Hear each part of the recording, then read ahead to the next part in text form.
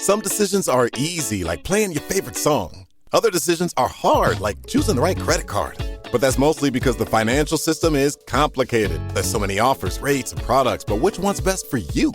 That's why we reinvented Credit Karma to do the hard work for you. We scan for the latest offers from our trusted partners to help you find the best financial hits for your unique situation.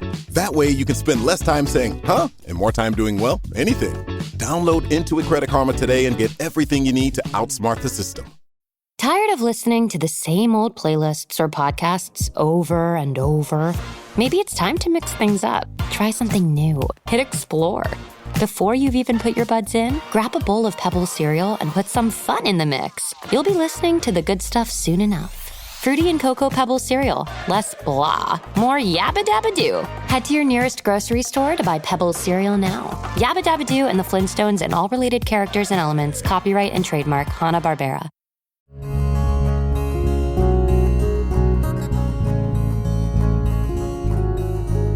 Welcome to the Casting Across Fly Fishing Podcast. I'm Matthew of castingacross.com, where I explore the quarry and culture of fly fishing. Thank you for tuning in for hard-hitting 2020 election coverage. Just kidding. This is the 91st episode of the Casting Across Fly Fishing Podcast, and so we'll be talking about going outside with a fly and a fly rod and trying to catch a trout or a bass or a carp or just getting away from 2020.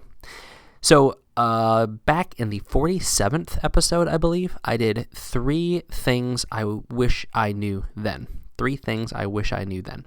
So I started fly fishing when I was a teenager, and that's a great time to learn because you have some expendable time, you have some expendable money, maybe not a lot, you might have a little bit of freedom. And so I was able to get out and really just dive into fly fishing head first and really develop a passion for it and start to build up a skill set that I have carried with me some 20 plus years later.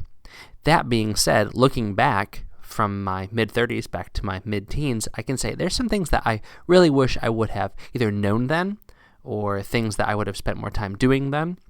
And so back in that first podcast, and I'll put a link to it in the show notes over at castingacross.com, I talked about how I wish I would have paid more attention to the guides I had back then, so the formally paid fishing guides that I had, that I would have had more persistence as far as getting out at different times, at less than ideal times, and lastly, that I would have recorded my experiences more. So I'm not going to go into too much detail on those 3 things that I wish I knew that I've already talked about, but definitely go check out that podcast. It's worth your time. It's a good quick listen. I listened to it this morning as I was getting ready to record this podcast. So check that one out. But this week I'm going to talk about 3 different things. 3 things that if you have that opportunity, whether you are a teenager and you're listening to the podcast, or if you are in your 60s and you're listening to the podcast, but you've just started fishing, these are things that maybe would help you out if you gave a little bit more attention. Similarly, if you've been fishing for 30 years or 3 years, these are things that maybe you haven't given as much attention as you could. Your experiences are different than mine. Your proclivities are different than mine. All of those things are variables, but these are probably some things that have a level of commonality between you and between me and between all fly anglers. So these are things that I wish I knew then that I still need to focus on, but things that in the 20 years since I've started fly fishing that I really have come to appreciate. The first thing that I wish I knew then was that I would have tried more water. I would have tried more water. What does that mean? Well, as I've talked about plenty of times on the podcast, I started fly fishing on some spectacular streams. Now, for being on the East Coast, I feel like I had a pretty great experience of fishing on some premier spring creeks and mountain streams in the Mid-Atlantic. And everywhere I went, there was fish. It wasn't a matter of, are there fish in this riffle, run, or pool? It's, can I catch the fish that I know are in this riffle, run, or pool? A lot of the streams that I fished were special regulation, catch and release only, fly fishing only, and there had been a population of fish that had warranted that designation and that supported those streams maintaining that designation. So there was lots of fish. There's a lot of fish to be had. So again, I was not really trained in prospecting for trout, I was trained for, there's a trout here, how do I catch it without spooking it? Or because this fish gets pressured so much, how do I wear it down? How do I just keep fishing to it until it finally takes what I put in front of it? And so it's really a war of attrition. It's not taking the dry, switch to the nymph. It's not taking the nymph, switch to the mid. It's not taking the mid, switch to a streamer. It's not taking the streamer, switch to a different dry until finally you catch it.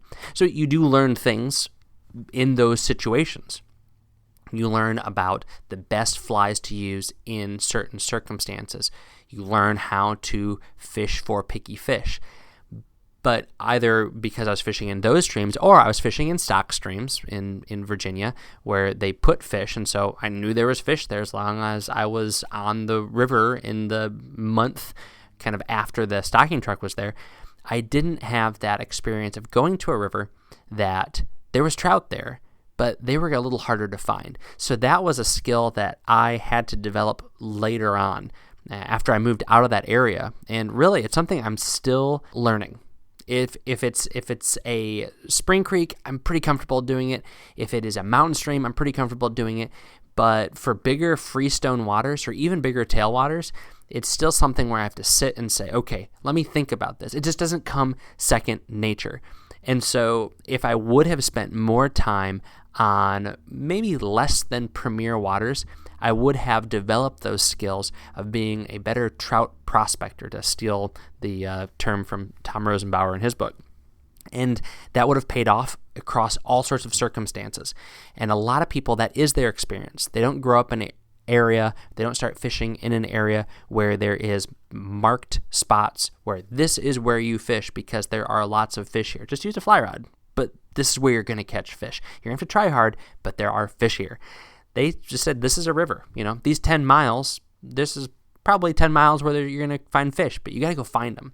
And there's a lot of reward in that. There's a lot of work in that. But those are the places where you get into really cool wild fish, where you get into really big fish, surprising fish. And I've had those experiences, but they're just not my normal experience. And they weren't the experiences that I had as I was growing up fishing. So the first thing is try more water. Don't get spoiled on the good stuff right away. Second thing, plan my gear out better. Plan my gear out better. My first fly rod was probably the perfect fly rod.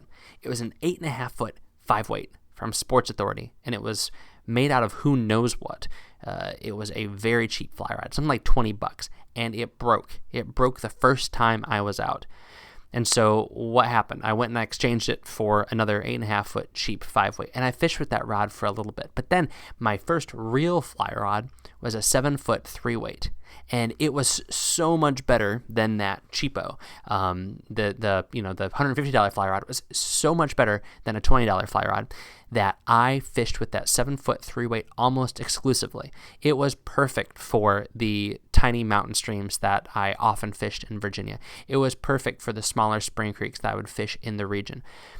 And I realized pretty quickly, though, that there was some limitations when I was fishing for larger fish, fishing with larger flies, needing to make longer casts, or when I was trying to make that transition into warm water fishing. I still was fishing for bass primarily with spinning tackle, but as I realized the fun and some of the different approaches and presentations I could make with fly gear, I realized the limitations of fishing with that 7 foot 3-weight for those warm water fish. So what did I do? I jumped way past that 8.5 foot 5-weight to a 9 foot 6-weight, and I got a stiffer rod. It was an older Sage rod, and it's a great rod. It casts beautifully. But what happened? Now I had the 7 foot 3-weight, and I had this 9 foot 6-weight, and in my stubbornness, I kind of cast aside that cheap 8.5 foot 5-weight. But what I did was I really didn't solve that problem I was having on those trout rivers.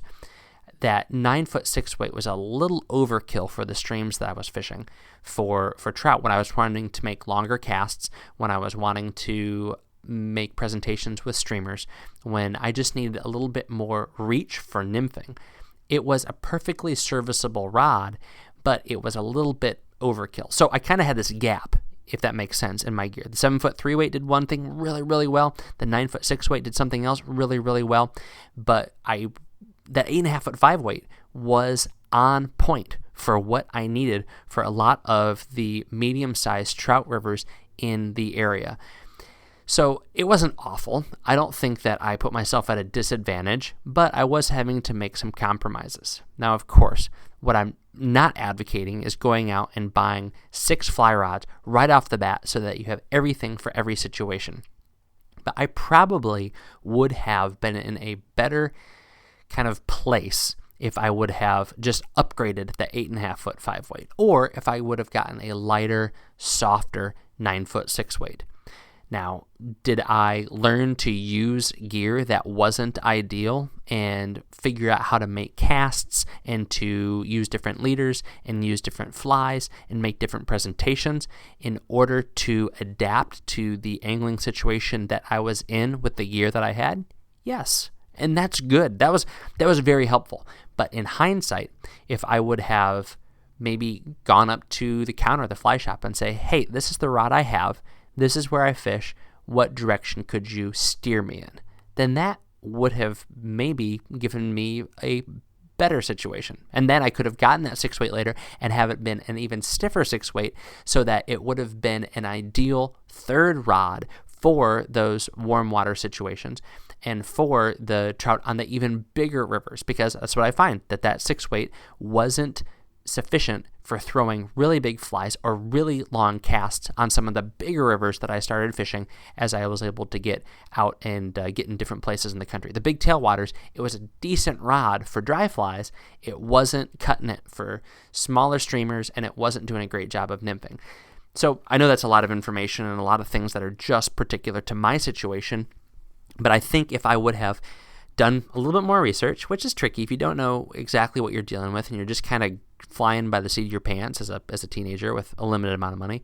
But if I would have talked to some fly shop employees, if I would have talked to the guys I was fishing with from the local Trout Unlimited chapter and really said, hey, this is who I am, this is how I fish, this is my budget, this is what I have already, it probably would have given me a better picture of what kind of stuff to fish with.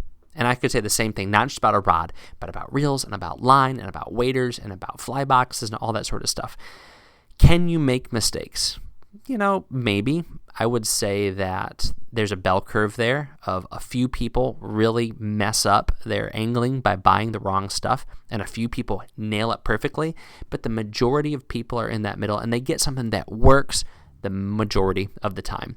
And I would say I was probably there, but could I have done better? Yes, and that would have come from having those conversations and not just assuming, because, well, I've watched a few fly fishing shows on Saturday mornings and I've kind of seen what other people are doing, been really making decisions based upon how things look in a catalog. The better thing to do would be to have those conversations. But of course, like I said, you learn from your mistakes and you also learn from adapting to the situations that you're in by using the gear that you have in a different way. So I don't want to make it sound like you need the perfect stuff to fish perfectly. You can fish very well with whatever. I'm looking over at the decorative fly rods I have in my office and a bunch of my old bamboo and some of my old fiberglass rods. They're 7-weights and they're stiff and they're rigid and the tips are really, really soft. But you know what? People fished with those rods to catch 12-inch trout and 20-inch trout and big smallmouth bass, and they did it fine, and they probably complained because they're people, but they made it work. And so we can make what we have work for us. So plan my gear out better was something I would have appreciated, kind of having a better perspective on that at that age. And then also, like I said, first thing, trying more water. The third thing is to bring more people along. Bring more people along. Something that I really appreciate about fly fishing today is the relational component of it. Now, I like to be by myself most of the time while I'm fishing. I don't mind driving to the stream with somebody. I don't mind walking along the stream bank with somebody. And every once in a while, I don't mind being within earshot of somebody as long as the situation kind of permits it. But I like fishing kind of by myself. The kind of fishing I do, I like to be able to move. I like to be able to find my way around the stream on my own. Don't like to play that hopscotch, leapfrog, whatever game that you have to do with you're on a small stream with somebody. But obviously, if it's somebody I know and it's somebody that we communicate well, even if that doesn't mean talking, but kind of know what the person's doing, then that's fine. And when I started fly fishing, when I was a teenager, this was necessary, either because I didn't have my own car, or that was kind of the mandate by parents to go out with somebody so I didn't get lost in the woods by myself. So this is definitely something I did. My buddy Alan and my buddy Jeff, we fished together a lot. But I never brought anybody else along. And some of that was being content with just kind of having my two fishing partners. But some of it was not thinking that people would really be into what I perceived as a complex activity.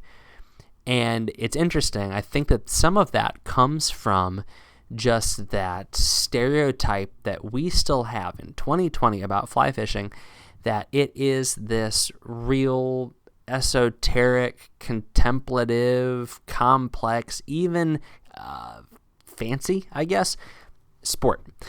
And it's not that. It's, hey, just flip this thing over there, aim for that pool of water. When there's a splash, pull the hook back, you're going to catch a little trout.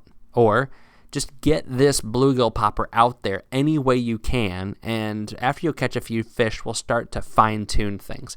And you know what? We can stand here 15 feet from each other, 20 feet from each other, and have a conversation about fishing or about other things. That was not something that I pursued in high school. And there's a lot going on. I mean, obviously, when you're a teenager, there's a lot of things that you're thinking about. But the same thing was true in college. I took one friend that had never fly fishing in college. In 4 years. That was all I did. And I'm not saying I regret it, but how many opportunities did I miss out on? How many fishing opportunities did I miss out on? So let me break that down real quick. So not only did I miss out on the relational aspect of that, of getting closer to people or exposing them to fly fishing and all those things, and just changing the atmosphere and the context of the relationship and the friendship, but also how many people could I have exposed to fly fishing that then would have said, hey, let's go again, and created another opportunity for me to go fishing. So one is very much like relational, and the other one is not selfish, but it's very fly fishing focused. And I think that if I would have in my friend group, or even if I would have gone outside my friend group to people who were mildly interested in fly fishing, I can think of one example where somebody that I was very, not close with, but just very, very cordial with, asked me a question about fly fishing, and I answered them like I was the Casting Across Fly Fishing podcast. Like, hey, here's some information. This is sitting in Spanish class in a trailer outside of the high school. Very, very classy to have the trailers at the high school, by the way. And I answered it like, here's the information that you need. Not, oh, let me show you. And why did I do that? Who knows? I can't put myself back in that situation. I remember answering the question. I can't remember my mindset when I answered that question. But to be able to say, well, let's go fly fishing. And, now that's a new relationship. It's a new opportunity to fish. And really to start a pattern of taking people out, but then also being able to, as I've said before on the podcast, explain fly fishing in a way that someone else can understand. And in doing so, you force yourself to understand the content of the information that much better. If you know it in your head, but you can't verbalize it, I think that's indicative of not knowing it as well as you think you do. You might not be a gifted communicator, you might not be a gifted teacher, but you should at least be able to articulate what you think you know. And taking people fly fishing is one great way to see the deficiencies in your knowledge and maybe even in your comprehension of some skills that you think you know. That's maybe more complex than we need to get, but taking people fly fishing, whether you're 17 or whether you're 70, is a great way to figure out how you're fishing and how you can maybe fish better, a great way to get on the water more, and it's a great way to spend time with people. So that's something I'm trying to get better at. Now, of course, when you've got a family, it's not as easy, but now who is my main fly fishing buddy source? It's 4 little boys that I can take out and that I can have some really good conversations with. I can not just train them as little anglers, but I can disciple them as young men. And of course, I got plenty of other people in my life I could do that with once I have opportunities. So those are the three things that I wish I would have known then. There were things I was probably aware of, but I just didn't do as well. And you can probably say the same thing too. Trying more water, breaking out of the norm, moving into other options. Plan your gear out better. Do research, but also look out for recommendations so that you're not spending money and you're not spending time on the water with things that really aren't the best or really aren't optimal. And then thirdly, bringing more people along. It's fun, but it forces you to learn and fish better. Anything come to mind while you were listening? Things that you wish you would have known about in fly fishing when you first started, whether that be last year or decades ago? Then let me know. Matthew at castingacross.com. I'd be really interested to hear things that you would put in this category. And again, go back and listen to that first podcast. There will be a link to that one in the show notes on castingacross.com. This week on the podcast, the first article was actually a video called How to Choose Your Wading Boots. It's actually called Video, How to Choose Your Wading Boots. And I walk through 3 styles of wading footwear: normal fly fishing boots, heavy-duty fly fishing boots, and a wading shoe. Talk about the pros and cons, show a few of the pairs that I have, and just give you kind of a like going back to my second point of making sure that you have the right material for the job.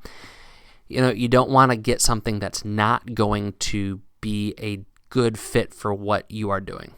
You're going to maybe have to make some sacrifices and compromises, but if you make a good choice, then something like a wading boot, it's not only going to give you more safety, but it's also going to give you more comfort, which means more time on the water. So check out that video. It's short. It's like 6 minutes long, and it's me holding shoes. What could be better? Then Wednesday's article was called Eyes on the Trout Tchotchke. Eyes on the Trout Tchotchke. And so there's so many knickknacks in fly fishing. I'm in my office, I'm looking around, and there's little figurines, and there's little picture frames, and there's just all sorts of little junk. And some of it is that it's junk, but some of it means something. It links you to a memory or a moment or a person or a fish. And so this is just a quick little article that talks about that. And there's also a picture of some of my favorite stuff that I wear. It's got function as well as fly fishing form. This week's recommendation is the Redington Zero. The Redington Zero is an incredibly lightweight reel, one of the lightest ones on the market, and certainly the lightest for its price category. It comes in at $100. There's one for the 2.3 and one for the 4.5. So these are going to be trout and panfish reels. Now they are die cast, and they feature a spring-loaded click drag, but they are more than you need for most trout and light warm water situations. Now, the best thing about this reel, in my opinion, is the fact that it is weightless. I mean, the 2.3 comes in at 2.7 ounces, and the 4.5 comes in at 3 ounces. Now, why is this good? Why do you want a weightless reel?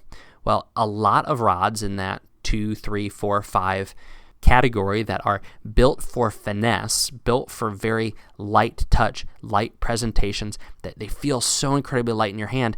If you pair them with a big, clunky aluminum disc drag reel, it's going to throw everything off. Now, is it still functional? Yes. But is it going to feel as good in your hand? And is it going to retain that sense of touch and feel and presentation as it would if you had a lightweight reel? No. You're going to lose something if you throw something big and heavy on there.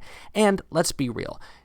Disc drags are awesome, and for big fish, they are essential. But for most 2, 3, 4, and 5 weight trout on medium-sized rivers, you're not going to need a big disc drag. You should be able to manage just palming that reel. And that click gives you the resistance that you need. So anyway, all that to say, the Zero from Redington is a great reel to pair with that ultralight fiberglass or graphite rod. It looks sharp. The design is you can only achieve this kind of design with that die cast building technique.